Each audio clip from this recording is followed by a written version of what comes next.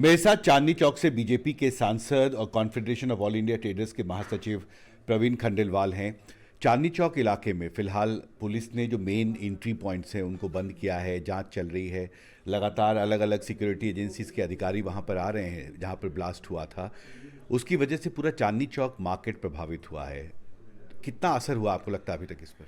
देखिए, सबसे पहले तो हमें ये समझना चाहिए कि हमारे चांदनी चौक के व्यापारियों के हौसले बुलंद हैं और यही वजह है कि चांदनी चौक का पूरा बाजार खुला है, एक्सेप्ट दो मार्केट के जिनको प्रशासन ने बंद कराया हुआ है इन्वेस्टिगेशन के पर्पस के लिए। लेकिन व्यापार वहाँ पर प्रथम दृष्टि में देखें तो जो B2C व्यापार है, जो कस्टमर बाजार में आता है, वो उसका आना अभी थोड़ा कम है। उसके सीधा स्पष्ट कारण है कि चांदनी चौक की एंट्री लाल किले के सामने से होती है और उस एंट्री पर अभी पुलिस ने रेस्ट्रिक्शंस लगा रखी हैं, बंद है। वहाँ पर ट्रांसपोर्टेशन का कोई साधन नहीं है, मेट्रो स्टेशन भी अभी बंद है।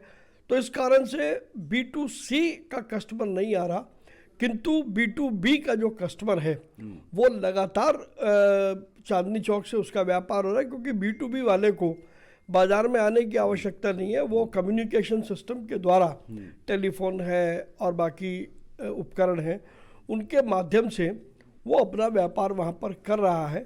लेकिन निश्चित रूप से ये दुर्घटना बड़ी है, इसमें कहीं कोई दो राय नहीं है।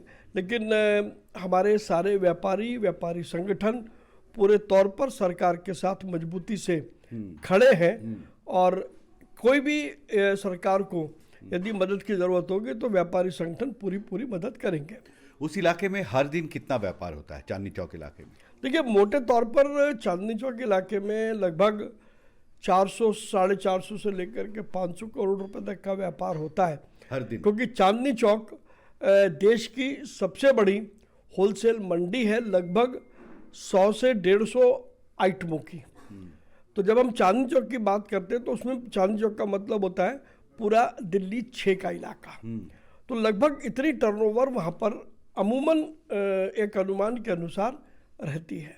पर डे 450 से 500 लगभग मोटे तौर पर। तो यार लगातार आज दूसरा दिन है जब वहाँ पर बाधित हुआ, और आपने भी जैसे कहा कि जो मेट्रो स्टेशन है वो बंद है, बसें उस इलाके में अलाउड नहीं हैं, गाड़ियाँ निजी जा नहीं सकती और इसकी वजह से कस्टमर्स वहाँ नहीं पहुँच रहे। ये बात बुलियंस एसोसिएशन की तरफ से भी कही गई है। देखिए, प्रश्न ये उठता है कि हम एक जिम्मेदार शहरी हैं, तो हम खुशी 2-3 दिन का अपना व्यापार बंद रख सकते हैं, हमें कोई दिक्कत नहीं, क्योंकि मामला देश की रक्षा, सुरक्षा और संप्रभुता से जुड़ा है और देश से बड़ा कुछ नहीं है। एक आखिरी सवाल, अगर 2 दिन वहाँ पे मार्केट में लोग नहीं पहुँच पाए तो क्या हम मान सकते हैं कि करीब 1000 करोड़ के आसपास का जो ट्रांजैक्शंस वहाँ पे होता था वो फिलहाल बहुत धीमा चल रहा है? देखिए, मान के चला जा सकता है कि वैसे तो ये एक अनुमान ही है कि लगभग 300 से 400 करोड़ रुपए का व्यापार इसके कारण से टेम्पररी तौर पर प्रभावित हुआ होगा। जैसे ही परिस्थिति सामान्य हो जाएगी, आवागमन शुरू हो जाएगा, तो वो कस्टमर वापस लौट करके आएगा, क्योंकि ये शादी का सीज़न है और बहुत से लोगों ने अपने ऑर्डर्स दे रखे हैं, तो वापस वो आएंगे, लौट के आएंगे। ये टेम्पररी इम्पैक्ट है। ये टेम्पररी इम्पैक्ट है। जी, हमसे बात करने के लिए शुक्रिया। दिल्ली में हिमांशु शेखर, NDTV इंडिया।